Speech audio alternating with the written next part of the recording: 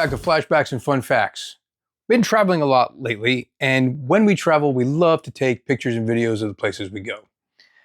And it's easy now, because all you have to do is use your smartphone to capture your videos. Same device we call our kids on, same device we check our emails, same device that gives us maps and navigates us around. We can pay for things. And those videos that we take, we can transmit those all over the world in a matter of seconds. But before we had these, if you wanted to record video when you traveled, you needed something much more massive. And those were these chunky beasts called camcorders, the ultimate shoulder workout, and the reason your dad missed half your childhood while trying to get the shot. Of course, you had to decide whether you're going with VHS or Betamax, but that's a whole nother discussion. Camcorders, short for camera recorder, first hit the scene in the early 80s. And yes, of course, you could find them in the Sears catalog. And eventually they became handheld in the 90s. And now you could take them with you wherever you went.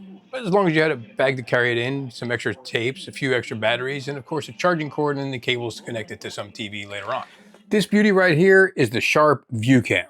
It used 8mm tapes, which seems so small at the time, especially when you compared them to the size of a VHS tape. And fun fact, these tapes could record 120 minutes of video. That's 2 hours of kids' soccer chaos. These things were revolutionary. No more lugging around separate video cameras and VCRs.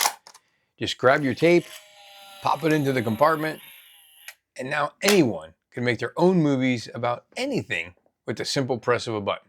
Watching, sharing, and editing your videos, that was a bit more complicated. Camcorders were the original content creation tools. YouTube, TikTok, please. We had grainy footage of our dogs staring at deer and our cousins doing the Macarena. And if you wanted to review what you just recorded, well, on this particular model, and one of its selling features for the Sharp ViewCam was you could watch it on this screen on the back. But if you didn't have one of these, you had to watch it through the viewfinder. And then if you wanted to show it to other people, well, you could connect your camera via cables to your television, or you could connect your camera via cables to your VCR, or you could buy a machine like this that transferred your 8mm tapes onto VHS tapes that you can put into a VHS player connected to your TV to watch whatever it was you recorded.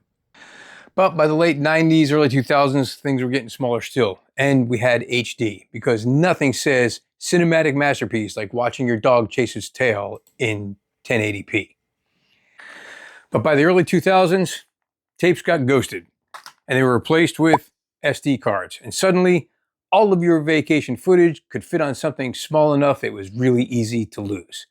From VHS to Betamax, from High 8 to Mini DV, formats changed faster than your uncle's dance moves after 2 margaritas. 1 minute you're rewinding tapes with a pencil, the next minute you're Googling how to fix corrupted files on an SD card. So here's to the first camcorders. They captured the great moments of our life. Yeah, it was a little bit grainy, yeah, it was a little bit shaky, and yeah, it was a little bit out of focus. And unlike today, where we can film our lunch in 8K and share it with strangers all over the world. Progress? Maybe. Well, thanks for watching. We'll see you next time.